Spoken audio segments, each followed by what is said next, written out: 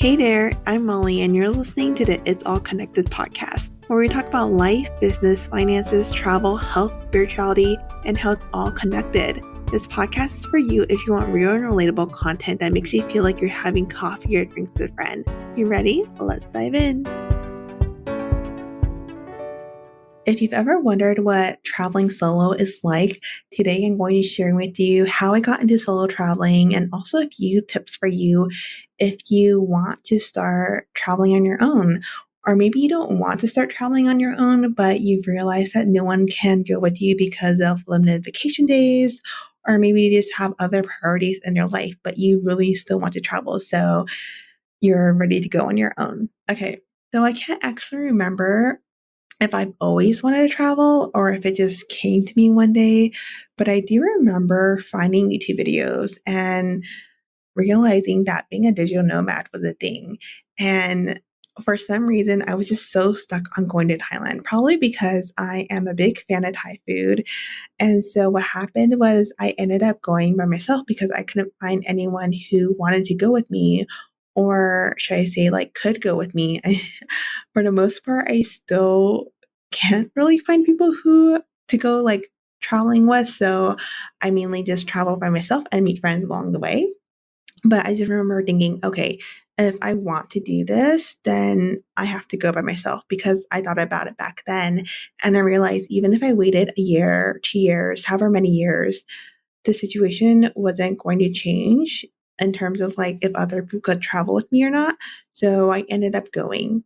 And Thailand was not my first destination, but I do have a friend who lives in Spain who I ended up visiting.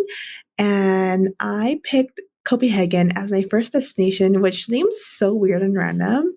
But I was just so nervous at the time to tell my parents that I was going abroad for the first time ever by myself to a new city, to a new country, not knowing anyone. So I was like, what is the safest city that I can pick? And I guess for me, that was Copenhagen, which actually was really safe when I ended up going. And then I like made my way over to Madrid to meet my friend Cassandra, and I stayed with her for about 9 or 10 days. And then she told me about this co-living place called Sun and Co in Javia. So I ended up going to the coast of Spain. There's this site called Car where you can get like ride sharing. So that's what I did. I just found a group that was going over to that beach town, and then I just got a ride with them. And it was just such a great experience because prior to going on that solo trip, I had wondered if I would ever be able to do things by myself. And actually, before I went on my trip, I had prepared myself, I think like 3 to 6 months mentally, because I knew that it would be a new experience and maybe a scary experience. So what I didn't want happening was like me settling in a new country by myself and freaking out and wanting to like take the next flight home. And what was the most interesting about that experience was I realized that the scariest part was actually booking the ticket, because once I booked the ticket, I was like, okay, the choice is made. I am going to Europe, I guess. And along the way, I just figured it out. So before going, I had planned out like my flight and accommodation. So I knew that I was going to Copenhagen and then I was going to be in Spain, and I think I booked my flights up till that part, and then I booked the rest as time went on. Because then one day I was scrolling through Instagram and I saw that my friend Mia was going on a family cruise and she had an extra bed because her sister couldn't go anymore. So I ended up messaging her and then ended up joining her family for that 2 week Mediterranean cruise, which is so amazing. And I'm so grateful that I was able to go with them for that. And I also got to know her better and vice versa. And so that was really special. And then when I went back to Vegas, we hung out a bunch too. So I really just love it when you can see friends again in different seasons of your life. Eventually, I went to Bali, and then after Bali, I made it to Thailand. And the food Oh my gosh, the food in Thailand is so good. If you've never been, I highly recommend. I've been eating a lot of Thai food also in Malaysia, which one of my friends doesn't like. But I'm also like, well, the Thai food here is so much better than the Thai food in the US. So I'm going to eat as much of it as I can while I'm in Malaysia. But I know that when you haven't done something before, maybe it's going on a big trip, maybe it's going on a solo trip, it can seem scary and so out of reach, right? Like for me, it seems so out of reach because it's like, am I going to be okay on my own? Because at that point in time, I have never really lived on my own or been on my own. I was living with my parents up until I was 25. And even when I came back from my travels, I had stayed with them until I think 2021 or 2022 when I think it was 2021 and I moved out for a year and then I ended up in Mexico for 4 months. And so but I did it, I ended up going to Europe and then I ended up going to Asia and it made me realize, oh, I can do all of these things. I can have this new experience. I can take care of myself. And so sometimes you just don't know until you do it. And you just have to take the leap and figure things out along the way. But also, I think that it's helpful too if you figure things out like before your trip as well. So, I'm actually going to get into my tips if you are wanting to travel and thinking about doing it alone. So, the first thing I recommend doing is writing everything down. So, open up a Google Doc or your notes and writing down like where you're going to stay, your accommodation, your flights, food, activities. And you don't have to go super in depth into this, but I feel like having some sort of plan helps a lot, especially if you're kind of feeling anxious about things or it feels overwhelming or stressful. What I first did for my first trip was I created a simple spreadsheet for everything that I just listed, right? Accommodation, flights, and travel expenses.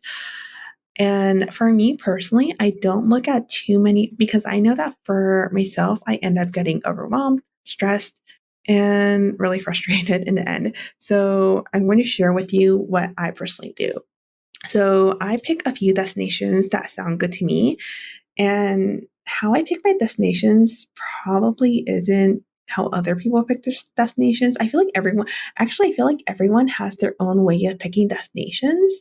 And so along the way, you will figure out what works best for you. But I feel like for me, it comes intuitively or it comes from like sometimes I'll be watching someone's Instagram stories and I'm like, yeah, that's the place I'm going next, which is what happened when I was in Playa del Carmen and I was watching someone's Instagram stories. And I remember seeing her being in Oaxaca and it was just so colorful, so bright, so vibrant. And in my head, I'm like, yep, that's the place I want to go next. And that's exactly where I went. And for Malaysia, I think I picked Malaysia because they let me in for 90 days. And then I was like, yeah, I've never been to Malaysia before, so let's check it out. And yeah, that's kind of just how things come to me.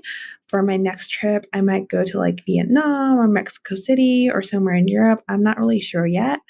But yeah, what I do is I pick a few destinations that look good to me and then I start looking at Airbnb, which actually might not do for my next trip because I want to see if I can find other bookings. I will report on that in a future podcast episode if I learn anything. But I look at Airbnb because I enjoy staying at nice places. And that's one of the areas I'm willing to spend more money on.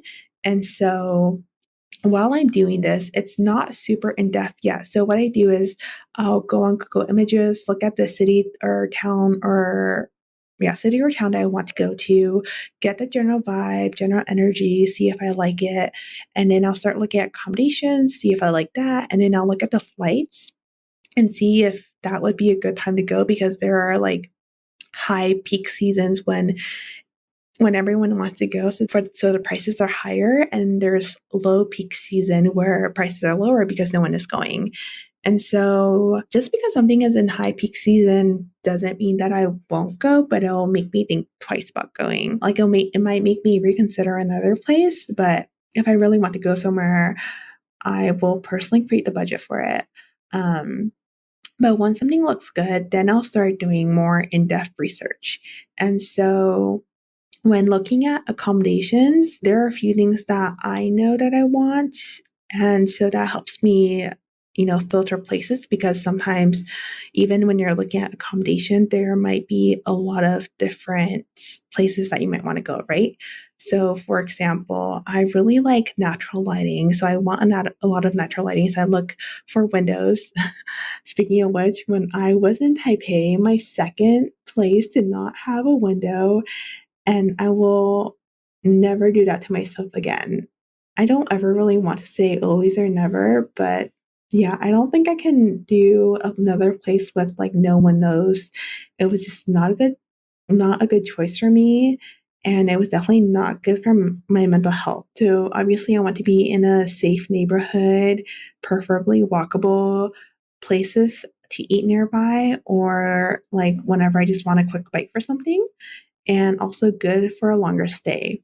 And if I'm living in a beach town or something, I also, realize that I want it to be near the beach walking distance, ideally less than 12 minutes, because I feel like once I get up to like 17 to 20 plus minutes, when I'm booking, I'm like, yeah, I'll go. And then when I actually get to the place, I realize that no, I will not walk 15 plus minutes out in the burning sun. So that's something that I've learned through experience. And okay, what else?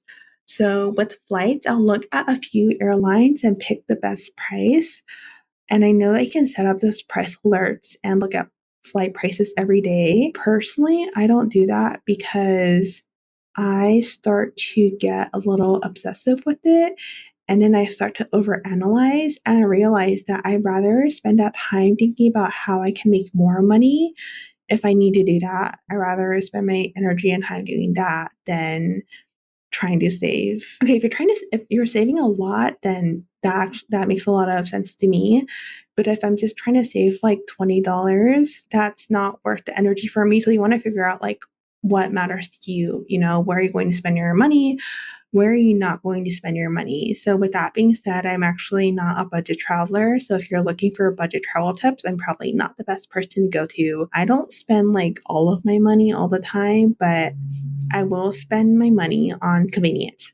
So, for example, I would rather just pay for a taxi or Uber from the airport to where I'm staying than try to take local transportation because I've done that a few times. And it took me way longer to get to my accommodation. And more times than not, I was like hangry by the time I got there because even if I had Ian on the airplane, by the time I actually got to my destination, when you get to your destination, you still want to unpack and you want to shower. And so that adds time, right? So those are things that you kind of want to think about. So yeah, again, thinking of deciding where you're going to spend your money, because I know some people spend more of their money on activities. Some people, like me, spend more money on their accommodation.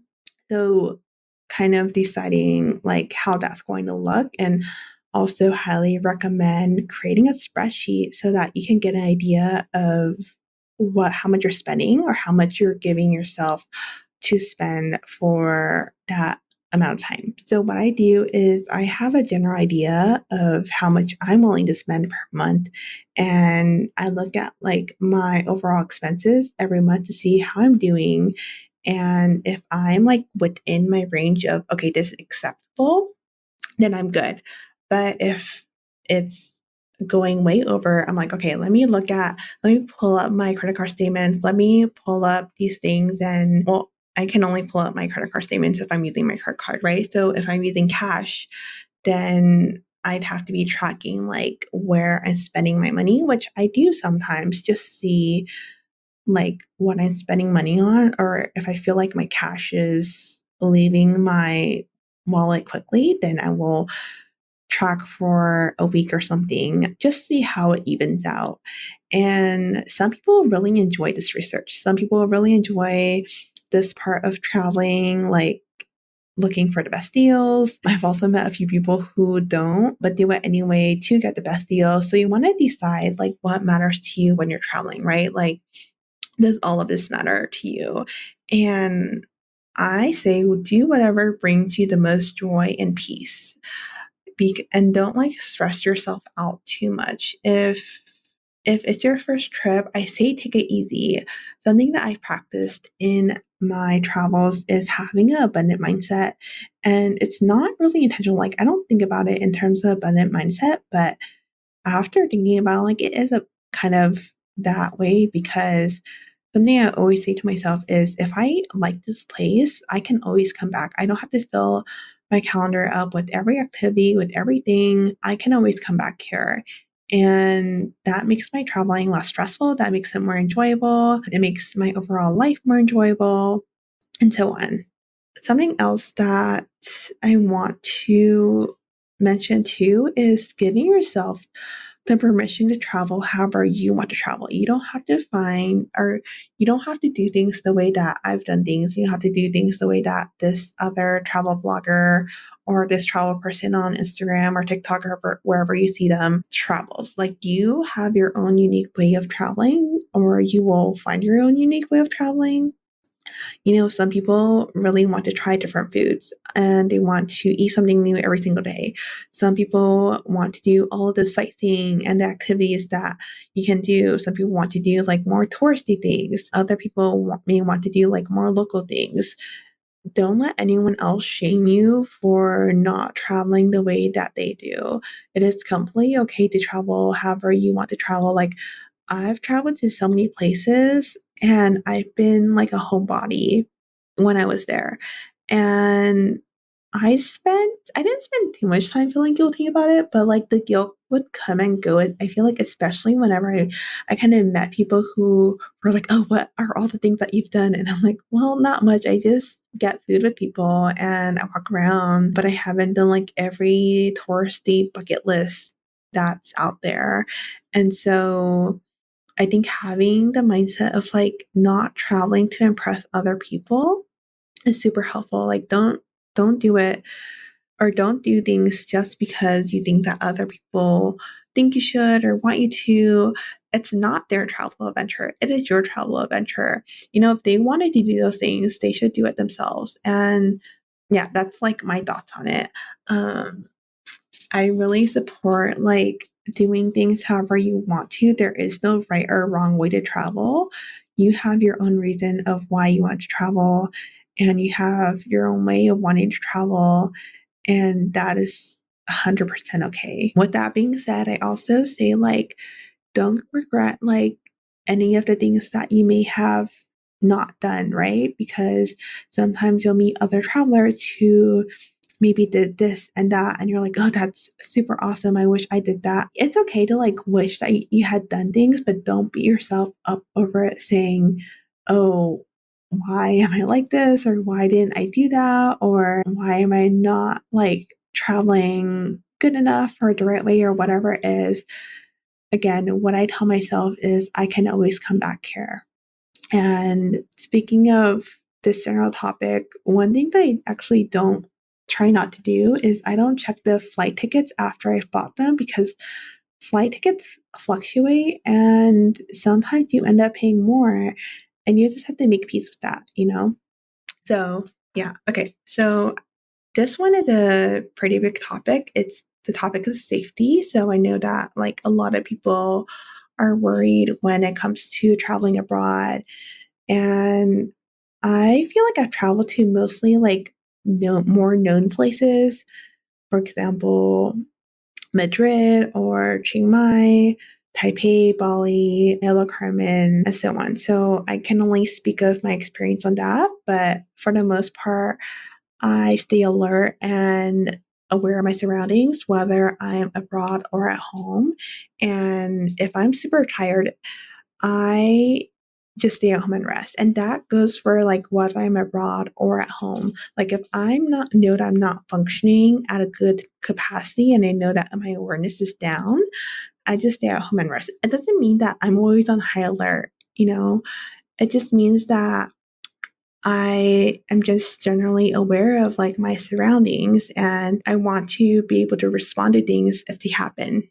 And so whenever I get to a new city or town, what I like to do is I like to spend the first couple of days, or maybe if it's a shorter trip, then I'll spend, the first day or so walking around the neighborhood, getting to know the place, getting to know a few places.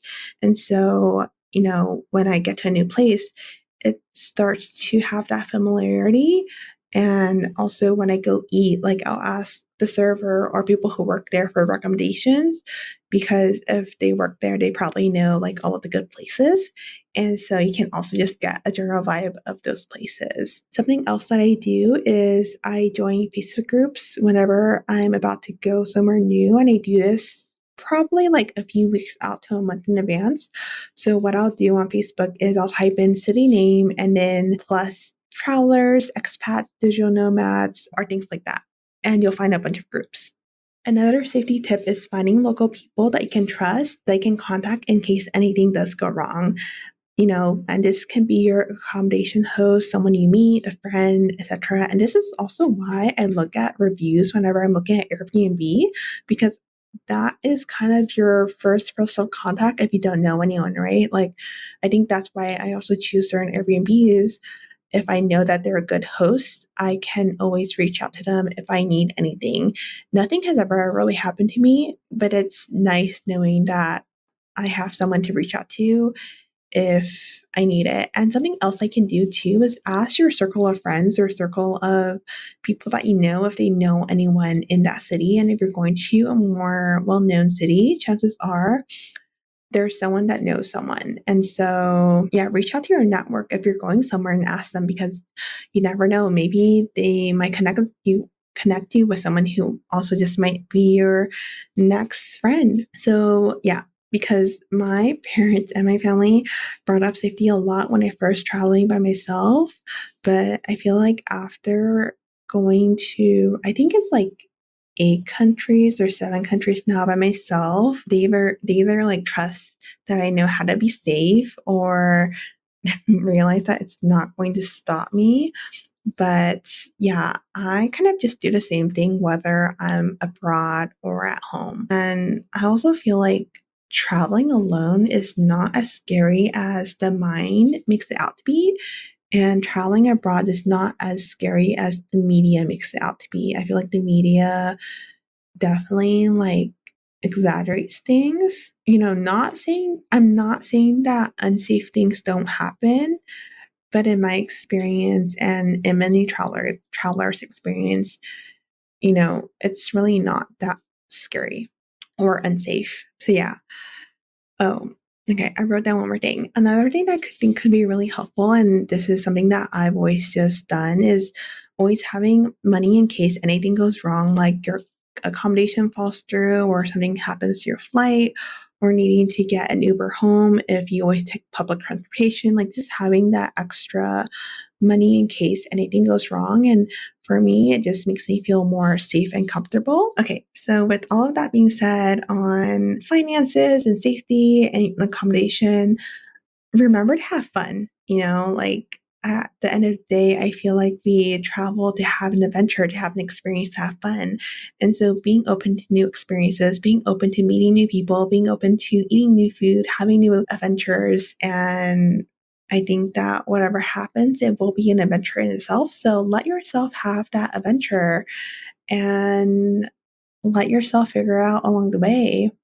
And if you have any questions, you can message me on Instagram at Molly City. If you have any more questions about how I started solo traveling, if you have any like future podcast ideas on traveling, yeah. And if you know someone who is interested in traveling or solo traveling and isn't sure where to start, I would so appreciate it if you sent them this podcast episode. And last but not least, make sure to subscribe to this podcast. It's all connected so that you get notified of future podcast episodes. And also, it just really helps this podcast too. And with that, I will talk to you soon. Thanks for listening.